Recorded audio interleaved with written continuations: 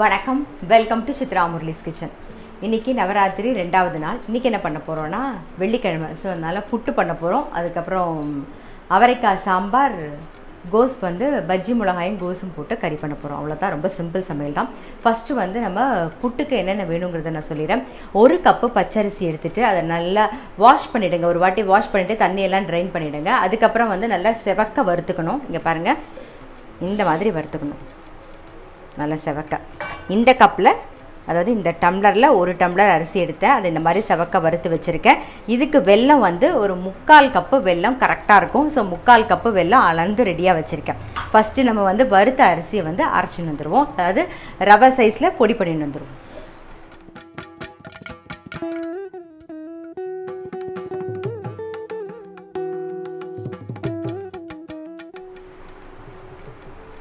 தெரியுதா, நைஸ் ரவை மாதிரி இருக்கும்.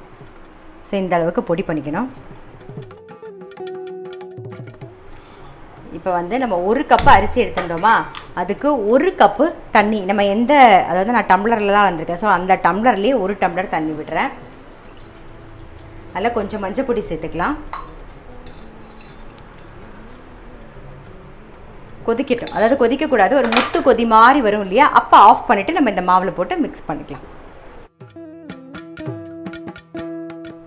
முத்து கொதி வந்துடுது. இது பாருங்கள், இந்த மாதிரி வரணும். தெரியுதா, இந்த மாதிரி முத்து கொதி வரணும். சரி, இப்போ ஆஃப் பண்ணிடலாம். நாம் இப்போ இந்த மாவில் ஒரே ஒரு சிட்டிகை உப்பு சேர்த்துக்கலாம். பாருங்கள், ஒரு சிட்டிகை உப்பு சேர்த்துக்கிறேன். நல்லா மிக்ஸ் பண்ணிப்போம். கொஞ்சமாக தண்ணி விட்டு பிசைஞ்சிக்கலாம்.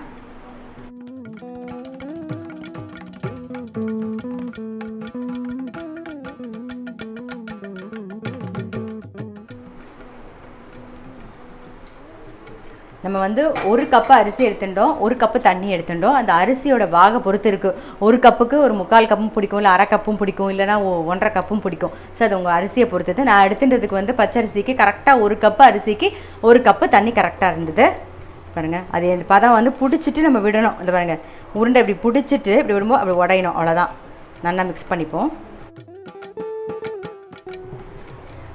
தண்ணி விட்டு நம்ம புட்டு மாவு நல்லா பிசைஞ்சாச்சு.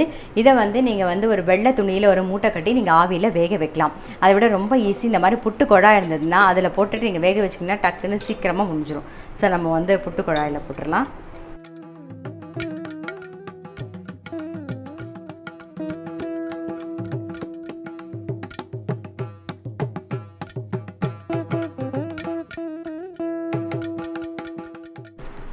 நல்லா ஒரு 10 நிமிஷம் ஆகட்டும், நல்லா வேகட்டும்.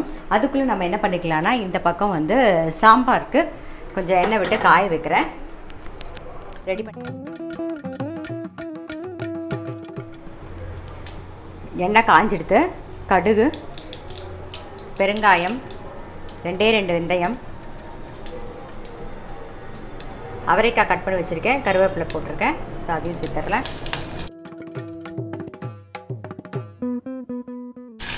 கொஞ்சம் மஞ்சள் பொடி சேர்த்துக்கலாம். அவரைக்காய் வேகிறதுக்கு கொஞ்சமாக தண்ணி விட்டு மூடி வச்சிடலாம், வேகட்டும்.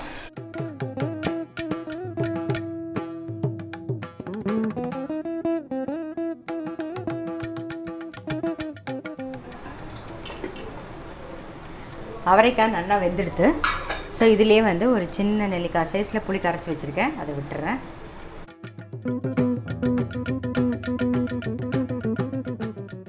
சாம்பார் பொடி சேர்த்துக்கலாம்.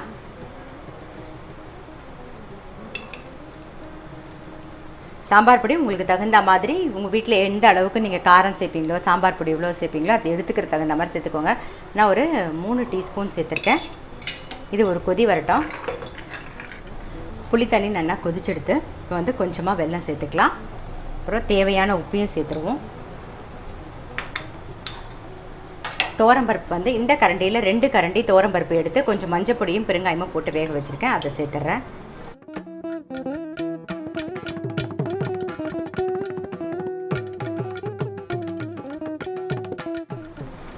நல்லா சேர்ந்து ஒரு கொதி வரட்டும். அவ்வளோதான். புட்டு நல்லா வெந்திருக்கும். ஒரு 10 நிமிஷத்துக்கு மேலவே ஆகிடுத்து. நம்ம ஆஃப் பண்ணிவிட்டு எடுத்துடலாம்.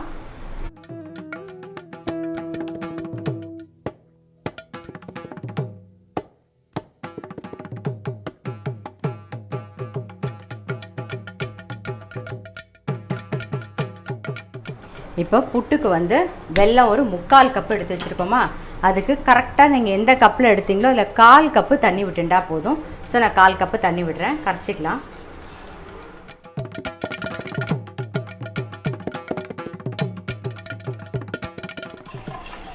வெல்லம் வந்து கரைஞ்சிருத்து, வடிகட்டிக்கலாம் நாம்.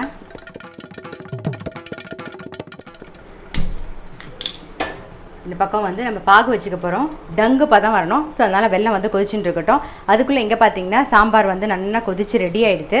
கொஞ்சம் கொத்தமல்லியை போட்டு இறக்கி வச்சிடலாம், அவ்வளோதான் நம்மளுடைய சாம்பார் வந்து ரெடி.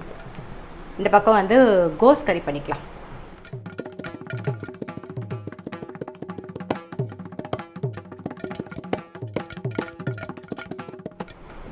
எண்ணெய் விட்டுக்கலாம், காயட்டும். எண்ணெய் வந்து காஞ்சிருத்து, கடுகு, உளுத்தம்பருப்பு, சீரகம் சேர்த்துக்கலாம். ஒரே ஒரு பஜ்ஜி மிளகா, அப்புறம் ஒரு பச்சை மிளகா கட் பண்ணியிருக்கேன். இப்போ அதை சேர்த்துக்கிறேன் நான்.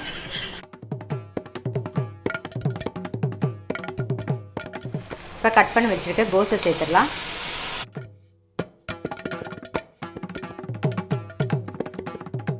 கோஸ்க்கு தேவையான உப்பையும் சேர்த்துருவோம்.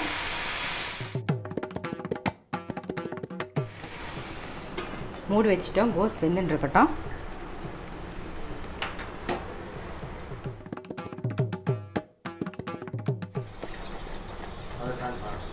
பாருங்க, நல்லா டங்கு பதம் வரணும், வந்துடுதான்னு பார்ப்போம் நம்ம.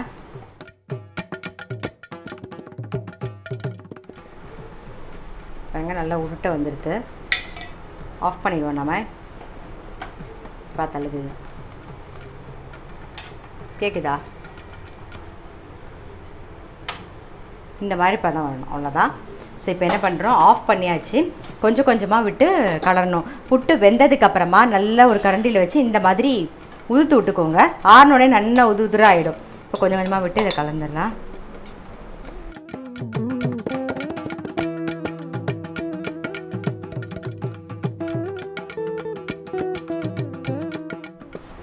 பாருங்கள், நல்லா வெல்லம் பாகு வந்ததுக்கப்புறம் போட்டு மிக்ஸ் பண்ணி நல்லா உதிராக வந்துடுது பாருங்கள்.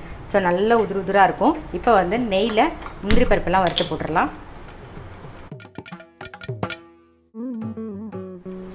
ஏலக்காய் பொடி சேர்த்துக்கலாம். நேற்று கேட்டிருந்தீங்க டம்ளரில் வந்து ஏலக்காய் பொடி வச்சுருக்கீங்களே அப்படின்னு சொல்லிட்டு. ஒன்றும் இல்லை, நம்ம ஃப்ரெஷ்ஷாக வந்து அந்த ஏலக்காய் எடுத்து பொடி பண்ணி போடும்போது ஒரு நல்ல வாசனை இருக்கும், அதுக்காக தான். நீங்கள் வேணும்னா ஏலக்காய் பொடி வந்து லைட்டாக ஏலக்காயை வந்து லைட்டாக ட்ரை வால்னியில் வறுத்துட்டு நீங்கள் பொடி பண்ணி கூட வச்சுக்கலாம். நான் எப்பயுமே வந்து ஃப்ரெஷ்ஷாக போடுறதுனால நான் இந்த டம்ளர் நிறைய நல்லா நோட் பண்ணி பார்த்துருந்தீங்கன்னா தெரியும்.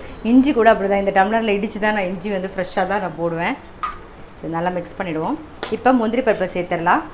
நெய் காஞ்சிடுத்து, முந்திரி பருப்பை சேர்த்துடலாம்.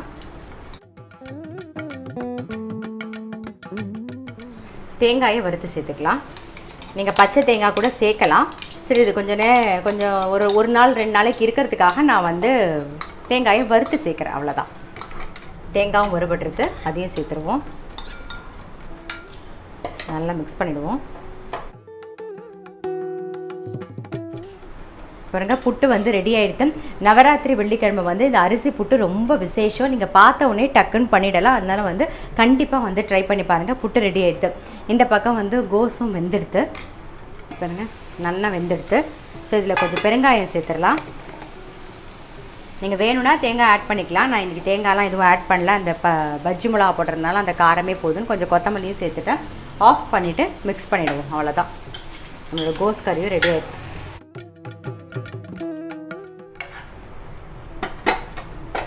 இன்றைக்கி என்ன ரெசிபின்னு பார்த்துருப்பீங்க. அவரைக்காய் சாம்பார், கோஸ் வந்து பஜ்ஜி மிளகா போட்டால் கறி, அவ்வளோதான். ரொம்ப சிம்பிள். அப்புறம் நெய்வேத்தியத்துக்கு வந்து இன்றைக்கி வந்து புட்டு தான். புட்டு வந்து ரொம்ப ஈஸி. நவராத்திரி வெள்ளிக்கிழமை புட்டு வந்து ரொம்ப ரொம்ப விசேஷம். அதனால் நீங்கள் வந்து பார்த்துட்டு டக்குன்னு பண்ணுற மாதிரி தான் இருக்கும். அதனால் கண்டிப்பாக வந்து ட்ரை பண்ணி பாருங்கள்.